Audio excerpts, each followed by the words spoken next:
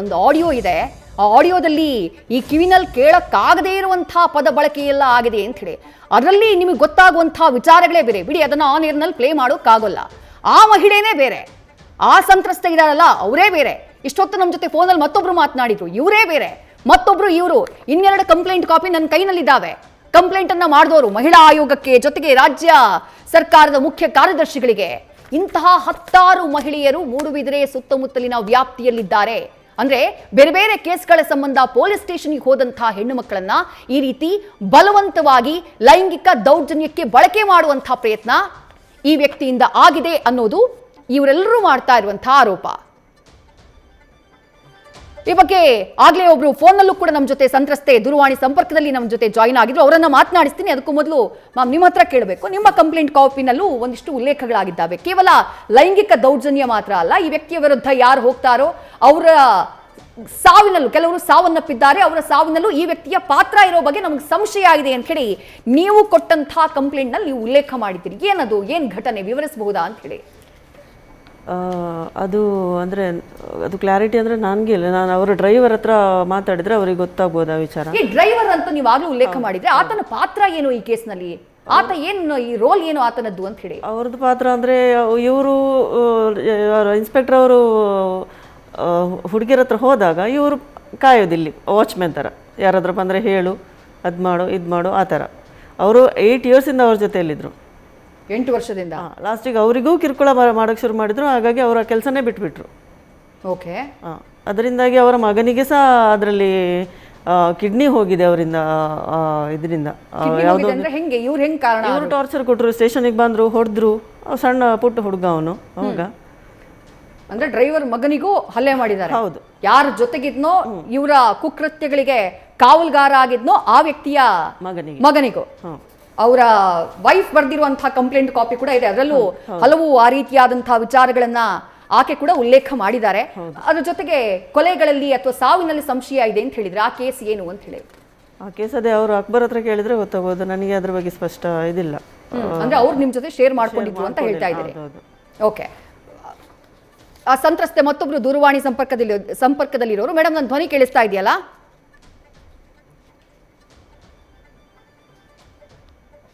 Right. ಯಾರ ವಿರುದ್ಧ ಆರೋಪ ಇಷ್ಟೊತ್ತು ಸಂತ್ರಸ್ತಿಯರು ಮಾಡ್ತಾ ಇದ್ರು, ಖುದ್ದು ಪೊಲೀಸ್ ಸರ್ಕಲ್ ಇನ್ಸ್ಪೆಕ್ಟರ್ ಆಗಿರುವಂತಹ ಸಂದೇಶ್ ಪಿಜಿ ಅವರು ನಮ್ಮ ಜೊತೆ ದೂರವಾಣಿ ಸಂಪರ್ಕದಲ್ಲಿ. ಸರ್, ಮೊದಲನೇದಾಗಿ ನಿಮ್ ರಿಯಾಕ್ಷನ್ ತಗೋಬೇಕು. ಇಷ್ಟು ಆರೋಪವನ್ನ ಕಂಪ್ಲೇಂಟ್ ಕಾಪಿ, ಮೂರು ಕಂಪ್ಲೇಂಟ್ ಕಾಪಿ ನನ್ನ ಜೊತೆಗಿದೆ. ಇಬ್ರು ಸಂತ್ರಸ್ತಿಯರು ನಮ್ಮ ಜೊತೆ ಆನ್ ಏರ್ ನಲ್ಲಿ ಮಾತನಾಡಿದ್ರು, ಹಲವು ಆರೋಪಗಳನ್ನ ಮಾಡಿದ್ದಾರೆ ನಿಮ್ಮ ವಿರುದ್ಧ. ಮೊದಲನೇದಾಗಿ ನಿಮ್ಮ ಸ್ಪಷ್ಟನೆ ಏನು ಈ ಕೇಸ್ಗೆ ಸಂಬಂಧಪಟ್ಟ ಹಾಗೆ, ಆರೋಪಕ್ಕೆ ಸಂಬಂಧಪಟ್ಟ ಹಾಗೆ? ಮೇಡಮ್, ಇದು ಸುಳ್ಳು. ಇದು ಆಕ್ಚುಲಿ ಅವ್ರದ್ದೊಂದು ಫ್ಯಾಮಿಲಿ ಡಿಸ್ಪ್ಯೂಟಿಗೆ ಸ್ಟೇಷನ್ಗೆ ಬಂದಿದ್ರು ಮೇಡಮ್. ಓಕೆ. ಸೊ ಪ್ರಫುಲ್ಲ ನಾಯಕ್, ನಾನು ಸ್ಟೇಷನ್ಗೆ ಬರೋತ್ತಿಗೆ ಈ ಒಂದು ದಿನ ಗಲಾಟೆ ಆಗ್ತಾ ಇರ್ತದೆ. ಸೊ ನಾವು ಏನು ಗಲಾಟೆ, ನಮ್ಮ ಹೆಡ್ ಕಾನ್ಸ್ಟೇಬಲ್ ರವೀಂದ್ರ ಅಂತ ಇರ್ತಾನೆ, ಅವನ ಹತ್ರ ಕೇಳ್ತೀನಿ ಏನು ಗಲಾಟೆ ಅಂತ. ಸೊ ಅದಕ್ಕೆ ಅವನು ಹೇಳ್ತಾನೆ, ಸರ್ ಗಂಡ ಹೆಂಡತಿ ಗಲಾಟೆ, ಇವಳಿಗೆ ಸಂಬಂಧ ಇಲ್ಲ, ಇವ್ರು ಸುಮ್ಮನೆ ಬಂದು ಗಲಾಟೆ ಮಾಡ್ತಾ ಇದ್ದಾರೆ ಅಂತ. ಈಗ ಈ ಸುಮತಿ ನಾಯಕ್ ಅಂತೇಳಿ ತಮ್ಮಲ್ಲಿ ಏನು ಬಂದು ಅವ್ರು ಯಾರು, ಅವ್ರ ಹಿನ್ನೆಲೆ ನಮ್ಗೇನೂ ಗೊತ್ತಿಲ್ಲ. ಸೊ ಯಾರ್ಗ ಕಂಪ್ಲೇಂಟ್ ಕೊಟ್ಟಿದ್ರೆ ಅವಳ ಅಕ್ಕ ಪ್ರಫುಲ್ಲ ನಾಯಕ್ ಕಂಪ್ಲೇಂಟ್ ಕೊಟ್ಟಿರೋದು. ಯಾರು? ತನ್ನ ಗಂಡನ ಮೇಲೆ ಕೊಟ್ಟಿರೋ. ನಿತ್ಯಾನಂದ ನಾಯಕ್ ತನ್ನನ್ನ ನೋಡ್ತಾ ಇಲ್ಲ ಅಂತ. ಸೊ ಗಂಡ ಹೆಂಡತಿ ವಿಷಯಕ್ಕೆ ಇವಳು ಯಾಕೆ ಬರ್ತಾಳೆ ಅಂತ ನಾನು ಕೇಳ್ತೇನೆ. ಇವ್ರ ಮೇಲೆ ಕಂಪ್ಲೇಂಟ್ ಇದೆ? ಇಲ್ಲ ಸರ್, ಇವಳ ಮೇಲೆ ಕಂಪ್ಲೇಂಟ್ ಇಲ್ಲ, ಹೆಂಡತಿ ಗಂಡನ ಮೇಲೆ ಕೊಟ್ಟಿರೋದು ಅಂತ ಹೇಳ್ತಾರೆ. ಸೊ ಅದಕ್ಕೆ ಪ್ರಫುಲ್ಲ ನಾಯಕ್ ಹೇಳ್ತಾರೆ, ತುಳುವಲ್ಲಿ ಹೇಳ್ತಾಳೆ, ಇಲ್ಲಿ ನಮ್ಮ ತುಳು ಭಾಷೆಯಲ್ಲಿ, ಮಂಗಳೂರದು. ಸರ್ ಅವಳು ವೇಷವಾಟಿಕೆ ದಂಧೆಯವಳು. ಸೊ ನಾನು ಅದಕ್ಕೆ ಅವಳು ಸವಾಸ ಬೇಡ ಅಂತ ಹೇಳಿ ಕೊಟ್ಟಿಲ್ಲ, ನನಗೆ ನನ್ನ ಗಂಡನ ವಿಷಯ ಮಾತ್ರ ಕೊಟ್ಟಿರೋದು, ಅವಳು ಬಾಯಿಗೆ ಕೈ ಹಾಕಕ್ಕಾಗಲ್ಲ ಅಂತ. ನಂತರ ಇವಳು ಏನ್ ಮಾಡ್ತಾಳೆ, ಮತ್ತೆ ಜೋರ್ ಮಾಡ್ತಾನೆ ಇರ್ತಾಳೆ. ನಾನು ಅವಳಿಗೆ ಬೈದಿದ್ದು ಬೈದೆ ಅಂತ ಸಂಬಂಧ ಮ್ಯಾಟ್ರ್, ನೀನ್ ನಡಿ ಸ್ಟೇಷನ್ವರೆಗೆ, ಗಂಡ ಹೆಂಡತಿ ಮ್ಯಾಟ್ರಲ್ಲಿ ಯಾಕೆ ಬರ್ತೀನಿ, ಹಲ್ಲೆ ಕೂಡ ಮಾಡಿದ್ರಿ ಅಂತ ಹೇಳ್ತಾರೆ ಅವರು. ಹೇಳ್ತೀನಿ ಅದು ಯಾಕೆ ಸರ್. ಅದ ನಂತರ ಮೇಡಮ್ ಏನಾಗ್ತದೆ ಅಂತ ಹೇಳಿದ್ರೆ, ನಂತರ ಅವಳು ಏನ್ ಮಾಡ್ತಾಳೆ, ನಾನು ಗಂಡ ಹೆಂಡತಿ ಇಲ್ಲಿಂದ ನಡಿ, ನೀನು ಗಂಡ ಹೆಂಡತಿ ಮ್ಯಾಟ್ರಿಗೆ ನೀ ಬರಬೇಡ ಸ್ಟೇಷನ್ಗೆ ಅಂತ ಹೇಳ್ತೇನೆ. ಅಲ್ಲಿವರೆಗೂ ನಮಗೆ ಈ ಸುಮತಿ ನಾಯಕ್ ಯಾರು, ಅವಳ ಹಿನ್ನೆಲೆ ಏನೂ ಗೊತ್ತಿಲ್ಲ. ಸೊ ನಂತರ ಗಂಡ ಹೆಂಡತಿ ಮ್ಯಾಟ್ರ್ ಅವಳು ಬರೋತ್ತಿಗೆ ಮತ್ತೆ ಅಕ್ಕ ಪ್ರಫುಲ್ಲ ನಾಯ್ಕ ತಮ್ಮ ಹೇಳ್ತಾರೆ, ಸರ್ ಅವಳು ವೇಷವಾಟಿಕೆ ತಮಿಳ್ನಾಡು ಅಲ್ಲಿ ಸಿಕ್ಕಿ ಬಿದ್ದು ನಾನೇ ಬಿಡಿಸ್ಕೊಂಡು ಬಂದಿದ್ದೀನಿ, ಅವಳ ಸವಾಸ ನಮಗೆ ಬೇಡ ಅಂತ. ಸೊ ಆಗ ಅವಳ ನಮ್ಗೆ ಮಗನು ಯಾರು ಅಂತ ಗೊತ್ತಿಲ್ಲ, ಅವನು ವಿಡಿಯೋ ಮಾಡ್ಕೊಂಡು ಬರ್ತಾನೆ. ವಿಡಿಯೋ ಮಾಡಿಕೊಂಡು ನಮ್ಗಾಗ ಮಗ ಏನು ಗೊತ್ತಿಲ್ಲ ಈ ತನ್ನ ತಾಯಿ ಅಕ್ಕನಿಗೆ ಒಡಿಯಕ್ಕೆ ಬರ್ತಾನೆ. ನಾವು ವಿಡಿಯೋ ಮಾಡೋದನ್ನ ತಡೆದು ನಾವು ಒಂದೆರಡು ತಲೆಗೆ ಹೊಡೆದು ಸ್ಟೇಷನ್ ಒಳಗಡೆ ಕೂರಿಸಿದ್ದು ಸತ್ಯ. ನಂತರ ಇನ್ನೊಬ್ಬ ಹುಡುಗ ಇರ್ತಾನೆ, ಅವನ ಹೆಸರು ನಂತರ ಗೊತ್ತಾಗ್ತದೆ, ಅವನನ್ನು ತಗೊಂಡು ಒಳಗಡೆ ಕೂರಿಸ್ತೇವೆ. ಅವನು ಆಗ ಪ್ರಫುಲ್ಲ ನಾಯಕ್ ಹೇಳ್ತಾರೆ, ಸರ್ ಹೌದು ನನ್ನ ಮಗ ಮೈನರ್ ಅವನು ಅಂತೇಳಿ ಅವನನ್ನು ಹೊರಗಡೆ ಬಿಡ್ತೇವೆ. ಗಂಡ ಹೆಂಡತಿ ಮ್ಯಾಟ್ರನ್ನ ಮೇಡಮ್ ಇಬ್ಬರನ್ನು ಒಳಗಡೆ ಕೂರಿಸ್ತೇವೆ, ಇಬ್ರದ್ದು ಸಾಲ್ವ್ ಆಗಲ್ಲ, ವಾಪಸ್ಸು ಅವರಿಬ್ಬರನ್ನ ಕಳಿಸ್ತೇವೆ, ಇವರನ್ನೆಲ್ಲರನ್ನ ಕಳಿಸ್ಕೊಡ್ತೇನೆ. ಇದು ಆ ದಿನ ಮೇ 9 ದಿನ ನಡೆದಂತ ಘಟನೆ ಮೇಡಮ್. ಅಂದ್ರೆ ಕಳೆದ ವರ್ಷ ಮೇ 9, 2025 ನಡೆದ ಘಟನೆಗಳು. ಮೇ 10 ಹೋಗಿ ಇವ್ರು ಹೋಗಿ ನಾನು ಹೊಡೆದಿದ್ದೀನಿ, ಅಸಾಲ್ಟ್ ಮಾಡಿದ್ದೀನಿ ಅಂತ ಹೋಗಿ ಅಡ್ಮಿಟ್ ಆಗ್ತಾರೆ ಕಾರ್ಕಳದಲ್ಲಿ. ಉಡುಪಿ ಜಿಲ್ಲೆ ಕಾರ್ಕಳ ಸರ್ಕಾರಿ ಆಸ್ಪತ್ರೆಗೆ ಅಡ್ಮಿಟ್ ಆಗ್ತಾರೆ.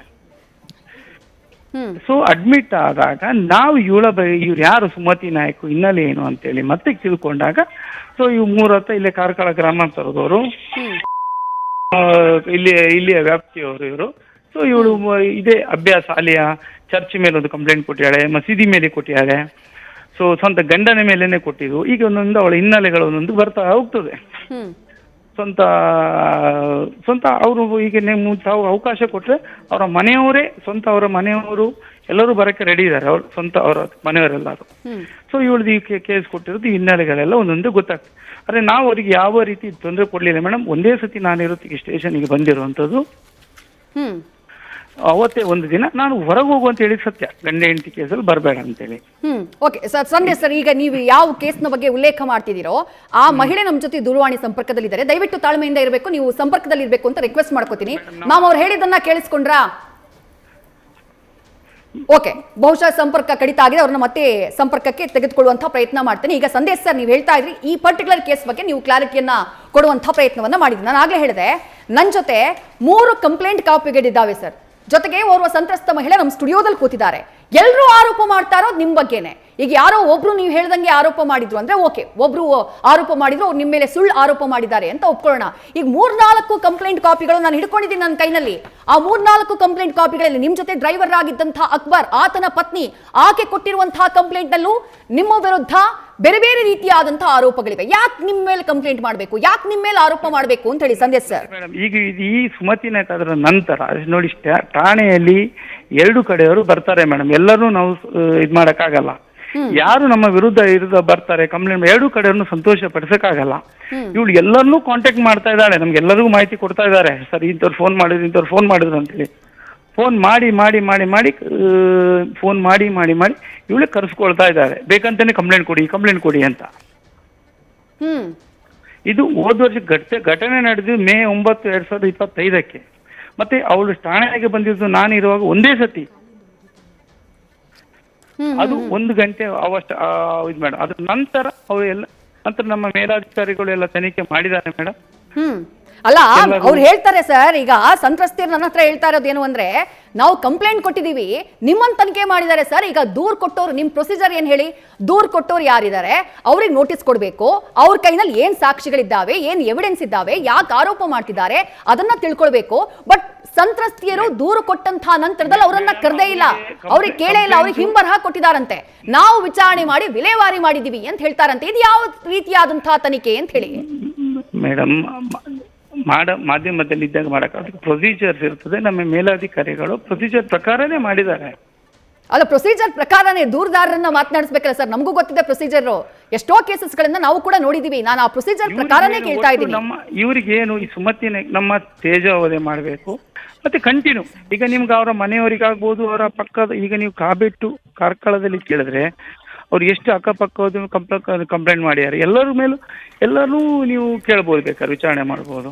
ಮತ್ತೆ ಇವ್ರಿಗೂ ನಮ್ಗೆ ಯಾವ ಸಂಬಂಧ ಇಲ್ಲ, ಈ ಕಂಪ್ಲೇಂಟ್ಗೂ ನಮ್ಗೆ ಯಾವ ಸಂಬಂಧ ಇಲ್ಲ. ಇವ್ರು ಬಂದಿರೋದು ಒಂದೇ ದಿನ. ಆ ಮಹಿಳೆ ದೂರವಾಣಿ ಸಂಪರ್ಕದಲ್ಲಿದ್ದಾರೆ ಸರ್, ಅವ್ರನ್ನೇ ಕೇಳ್ತೀನಿ. ಮ್ಯಾಮ್, ಈಗ ನೀವು ಸಿಕ್ಕಿರೋದೇ ಅವ್ರಿಗೆ 1 ದಿನ ಅಂತೆ, ಸುಳ್ಳು ಆರೋಪ ಮಾಡ್ತಾ ಇದೀರಿ, ಸುಳ್ಳು ಹೇಳ್ತಾ ಇದೀರಿ ಅಂತ ಹೇಳಿ ಅವ್ರು ಹೇಳ್ತಿದ್ದಾರೆ, ಏನ್ ಹೇಳ್ತೀರಿ? ಮ್ಯಾಮ್, ನಮ್ಗೆ PI ಸಂದೇಶ ಏನು ದೇಶ ಮನುಷ್ಯ ಅಲ್ಲ, ಅವರನ್ನು ದೇಶ ಕಟ್ಟಿಕೊಳ್ಳುದಲ್ಲ. ಈ ಈ ವಿಷಯವಾದ ಸತ್ಯಾಸತ್ಯ ತಿಳಿಬೇಕಾದ್ರೆ ಮೂಡುಬಿದ್ರೆ ಸ್ಟೇಷನ್ ಇದು ಮೇ ತಿಂಗಳ 5 ತಾರೀಕಿದ್ದು CC ಫುಟೇಜ್ 6 ಗಂಟೆಯಿಂದ 11 ಗಂಟೆ ತನಕದ್ದು CC ಫುಟೇಜ್ ತರಿಸಿ ನೋಡಿ ಮ್ಯಾಮ್. ಅಲ್ಲಿ ಏನಿದೆ, ನನ್ನದೇನಾದ್ರು ತಪ್ಪಿದ್ರೆ ನಾನು ಏನು ಗಲ್ಲಿಗೆ ಹೋಗ್ಲಿಕ್ಕೂ ರೆಡಿ ಇದ್ದೀನಿ. ಯಾಕಂದ್ರೆ ಇವ್ರು ಮಾಡುವ ಅನಾಚಾರ. ಇನ್ನೊಂದು ಏನು ಹೇಳ್ತಾರೆ, ನಮ್ಮ ಅಕ್ಕ ನನ್ನ ತಮಿಳ್ನಾಡಲ್ಲಿ ಬಿಡಿಸ್ಕೊಂಡು ಬಂದಿದ್ದಾಳೆ ಅಂತ ಹೇಳಿ. ನನ್ನ ಅಕ್ಕ ನಾನು ವಿಧಾನಸೌಧನೇ ಪರ್ಚೇಸ್ ಮಾಡ್ಕೊಂಡು ಬಂದಿದ್ದೀನಿ ಅಂತ ಹೇಳಿ ಇವ್ರು ನಂಬ್ತಾರ ಹೇಳಿ. ಇವ್ರು ಏನೋ ಹೇಳ್ತಾರಲ್ಲ ವೇಷವಾಟಿಕೆ ಅಂತಾರೆ. ವೇಷ ಕೊಟ್ಟಿದ್ಯಾರು? ನಾನೇನು ಇವ್ರ ಹತ್ರ ಹೋಗಿದ್ದೀನಾ? ಇವ್ರೇನ್ ನನ್ನ ವಿಡಿಯೋ ನೋಡಿದಾರೆ ಮ್ಯಾಮ್? ಈ ಮನುಷ್ಯನಿಗೆ ಫಸ್ಟ್ ಮೆಡಿಕಲ್ ಟೆಸ್ಟ್ ಮಾಡಿ ಮ್ಯಾಮ್. ಯಾಕಂದ್ರೆ ಈ ಮನುಷ್ಯ ಮಾತಾಡೋದು ಪ್ರತಿ ಒಂದನ್ನು ಸುಳ್ಳು. ತುಂಬಾ ಚೆನ್ನಾಗಿ ಕಲ್ತಾರೆ, ಒಳ್ಳೆ ಕಲಾಕಾರ ಅವ್ರು ಸುಳ್ಳು ಮಾತಾಡ್ಲಿಕ್ಕೆ. CC ಫುಟೇಜ್ ತರಿಸಿ ನೋಡಿ, ಮೂಡುಬಿದಿರೆ ಸ್ಟೇಷನ್ ಇದು. ಇನ್ನೊಂದು 16 ಈಗ ಮ್ಯಾಮ್ ಏನ್ ಗೊತ್ತಾ, ಪ್ರಶ್ನೆಗೆ ಉತ್ತರ ಸಿಗಬೇಕು, ಆರೋಪಗಳಿಗೆ ಇವ್ರು ಸ್ಪಷ್ಟನೆ. ಯಾಕಂದ್ರೆ ಒನ್ ಸೈಡೆಡ್ ಆಗಿ ಸ್ಟೋರಿಯನ್ನ ಮಾಡುವಂತಹ ವಾಹಿನಿ ನ್ಯೂಸ್ ಫಸ್ಟ್ ವಾಹಿನಿ ಅಲ್ಲ. ನೀವು ಆರೋಪ ಮಾಡಿದ್ರಿ ಅನ್ನುವಂತಹ ಕಾರಣಕ್ಕಾಗಿ, ನೀವೆಲ್ಲರೂ ಆರೋಪ ಮಾಡ್ತಾ ಇದ್ದೀರಿ, ಕಂಪ್ಲೇಂಟ್ ಕಾಪಿ ಇದೆ ಅನ್ನುವಂತಹ ಕಾರಣಕ್ಕಾಗಿ ಆ ವ್ಯಕ್ತಿ ತಪ್ಪಿತಸ್ಥ ಅಂತ ಹೇಳುವಂತಹ ನಿರ್ಧಾರಕ್ಕೆ ನಾವು ಬರುವಂಥವ್ರು ಅಲ್ಲ. ಅದು ನಮ್ಮ ಕೆಲಸನೂ ಅಲ್ಲ.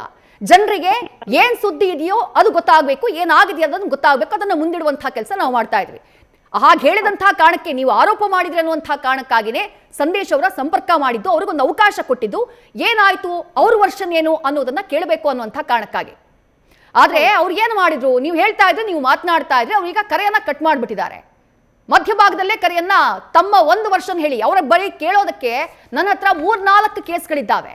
ಆ ಕೇಸ್ಗಳಿಗೆ ಆ ವ್ಯಕ್ತಿಯಿಂದ ಸ್ಪಷ್ಟನೆ ಬೇಕಾಗಿತ್ತು. ಆದ್ರೆ ನಿಮ್ಮ ಕೇಸ್ಗೆ ಸಂಬಂಧಪಟ್ಟ ಹಾಗೆ ಏನೋ ಒಂದಷ್ಟು ಹೇಳಿದ್ರು, ಅದಾದ ನಂತರ ನಿಮ್ಮ ಮಾತನ್ನ ಕೇಳಿಸಿಕೊಳ್ಳುವಂತಹ ತಾಳ್ಮೆ ಅವರಿಗಿರ್ಲಿಲ್ಲ. ಈಗ ಫೋನ್ ಕಟ್ ಮಾಡಿ ಹೋಗ್ಬಿಟ್ಟಿದ್ದಾರೆ.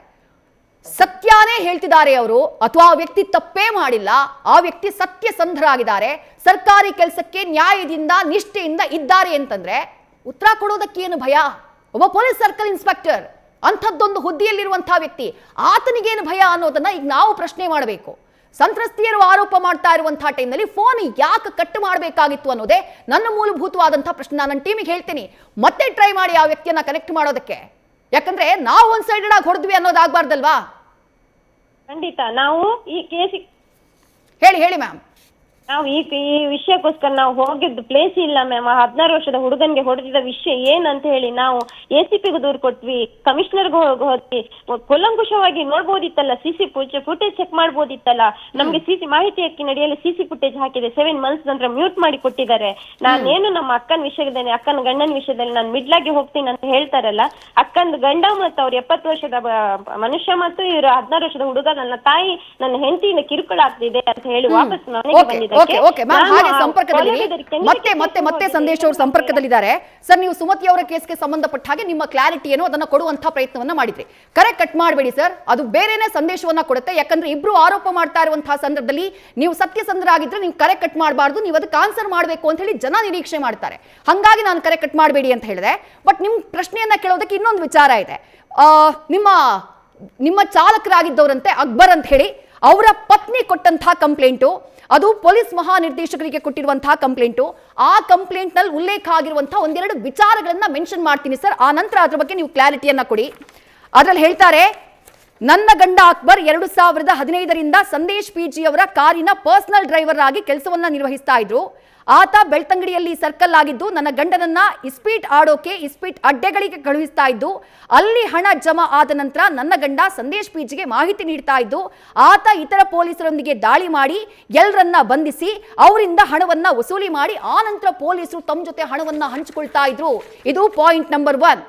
ಪಾಯಿಂಟ್ ನಂಬರ್ 2, ಸ್ಟೇಷನ್ಗೆ ದೂರು ನೀಡೋಕೆ, ಪಾಸ್ಪೋರ್ಟ್ ವೆರಿಫಿಕೇಶನ್ಗೆ ಹಾಗೆ ಇತರ ಕೆಲಸಗಳಿಗಾಗಿ ಬಂದಂತಹ ಹೆಣ್ಣು ಮಕ್ಕಳು ಹಾಗೆ ಮಹಿಳೆಯರನ್ನ ಆತ ಬುಟ್ಟಿಗೆ ಹಾಕಿಕೊಳ್ತಾ ಇದ್ದು ಅವರನ್ನ ಪುಸಲಾಯಿಸಿ ಅವರ ಕೆಲಸ ಮಾಡಿಕೊಡೋದಾಗಿ ಹೇಳಿ ಅವರನ್ನ ಮೂರ್ಖರನ್ನಾಗಿ ಮಾಡಿ ಲೈಂಗಿಕವಾಗಿ ಉಪಯೋಗಿಸ್ತಾ ಇದ್ದಿದ್ದು ನನ್ನ ಗಂಡನಿಗೆ ತಿಳಿದಿದೆ. ಹುಡುಗಿಯರ ಮನೆ ಅಥವಾ ರೂಮ್ಗೆ ಸಂದೇಶ್ ಹೋದಾಗ ನನ್ನ ಗಂಡ ಕಾವಲುಗಾರನ ಕೆಲಸ ಮಾಡ್ತಾ ಇದ್ದ, ಅವರಿಂದ ಹಣವನ್ನ ಪಡಿತಾ ಇದ್ದ, ಅವರಿಂದ ಚಿನ್ನವನ್ನ ಪಡೆದು ನನ್ನ ಗಂಡ ತನ್ನದೇ ಹೆಸರಿನಲ್ಲಿ ಗಿರವೆ ಇಡ್ತಾ ಇದ್ದು ಎಲ್ಲಾ ಹಣವನ್ನ ಸಂದೇಶ್ PG ಅವರು ಪಡ್ಕೊಳ್ತಾ ಇದ್ರು. ಈ ರೀತಿ ಸಂದೇಶ್ PG ಅವರು ಲೆಕ್ಕವಿಲ್ಲದಷ್ಟು ಮಹಿಳೆಯರನ್ನ ದುರ್ಬಳಕೆ ಮಾಡಿಕೊಂಡಿದ್ದಾರೆ. ಇದರ ಬಗ್ಗೆ ನನ್ನ ಗಂಡನಿಗೆ ಎಲ್ಲಾ ಮಾಹಿತಿ ತಿಳಿದಿದೆ.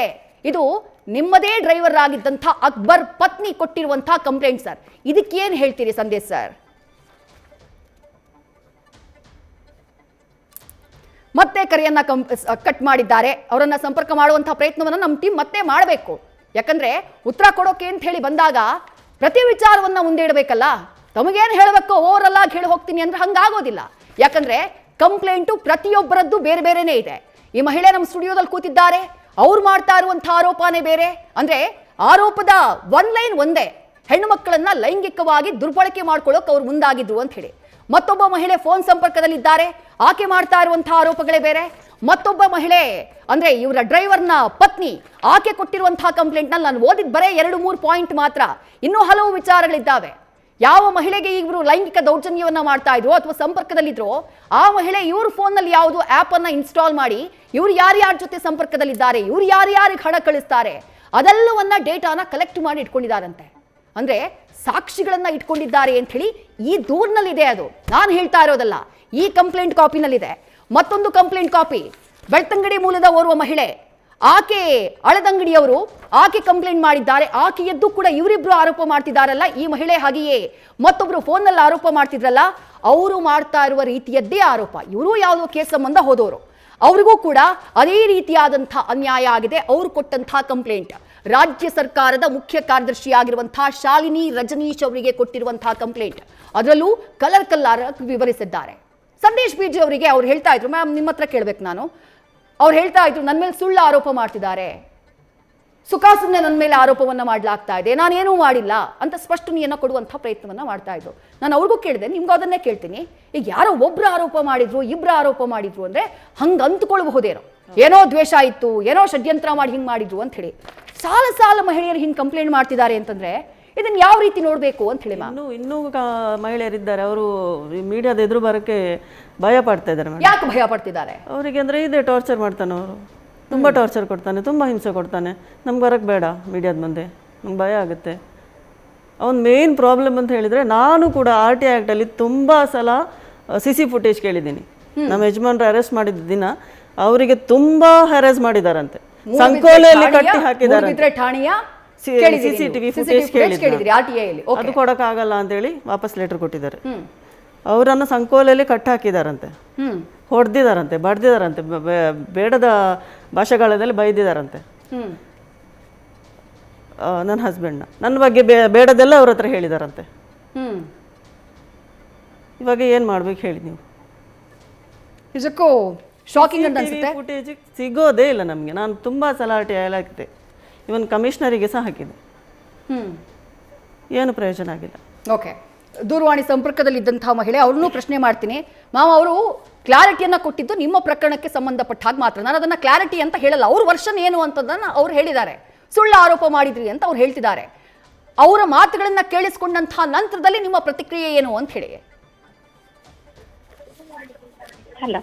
ಹೇಳಿ ನಿಮ್ಮನ್ನೇ ಪ್ರಶ್ನೆ ಮಾಡಿದ್ದು. ಮ್ಯಾಮ್, ಇನ್ಸ್ಪೆಕ್ಟರ್ PI ಸಂದೇಶ್ ರವರು.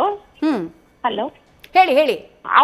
ಅವರು ಅವರ ಸ್ಟೇಷನ್ ಲಿಮಿಟ್ ಅಲ್ಲಿ ಅವರಿಗೊಂದು ತುಗಲಕ್ ದರ್ಬಾರ್ ಮಾಡ್ತಾ ಇದ್ದಾರೆ ಮ್ಯಾಮ್. ಪ್ರತಿ ಒಂದು ಲೇಡಿ ಸ್ಟೇಷನ್ಗೆ ಹೋದ್ರೆ, ನಾನು ಬಿಡಿ, ನನ್ಗೆ ಇವಾಗ 48 ವರ್ಷ, 18 ವರ್ಷ, 16 ವರ್ಷದ ಲೇಡೀಸ್ ಹೋದ್ರು, ಮದ್ವೆ ಆದ್ರೆ 20 ವರ್ಷದ ಗಂಡ ಹೆಂಡತಿ ಏನಾದ್ರು ಸಮಸ್ಯೆ ಬಂದ್ರೆ ಹೋದ್ರು, ಎಲ್ಲರನ್ನೂ ಡಿವೈಡ್ ಮಾಡಿ ಆ ಲೇಡೀಸ್ ಅನ್ನು ಇವ್ರು ಮಂಚಕ್ಕೆ ಕರೀತಾರೆ.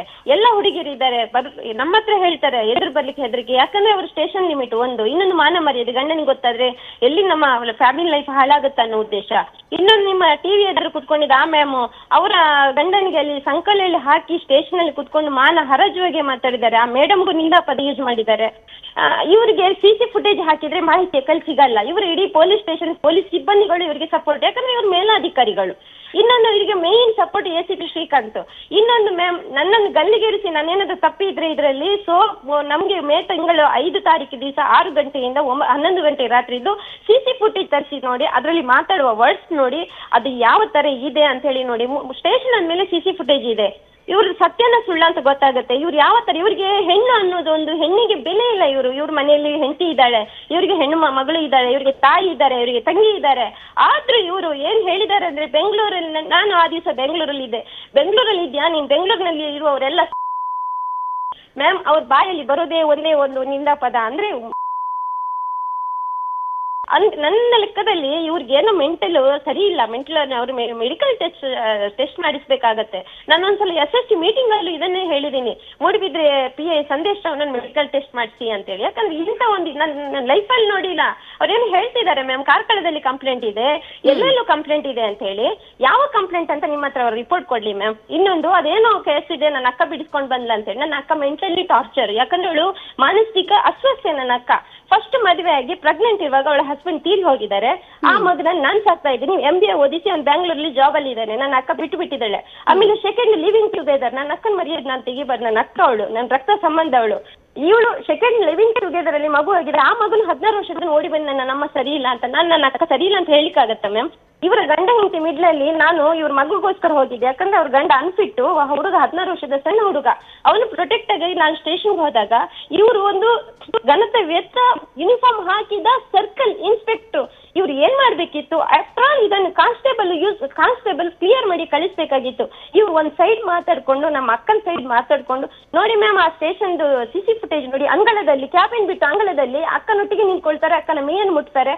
ಇವರೊಂದು 3 ಸ್ಟಾರ್ ಆಫೀಸರು ಪಬ್ಲಿಕ್ ಒಂದು ಲೇಡಿ ಹೋದಾಗ ಅವಳ ಮೈ ಮುಟ್ಕೊಂಡು ಅವಳ ಹತ್ರ ನಿಂತ್ಕೊಳ್ಳುದ ಮ್ಯಾಮ್? ಅವಳನ್ನ ನಿಂತ್ಕೊಂಡು ನಮ್ಗೆ ಹೊಡೆಯುವುದು, ಅವಳ ಮಗನಿಗೆ ಹೊಡೆಯುವುದು. ಆ ತಾಯಿ ತನ್ನ ಮಗನಿಗೆ ಹೊಡೆಯುವಾಗ ಖುಷಿ ಪಡ್ತಾಳೆ.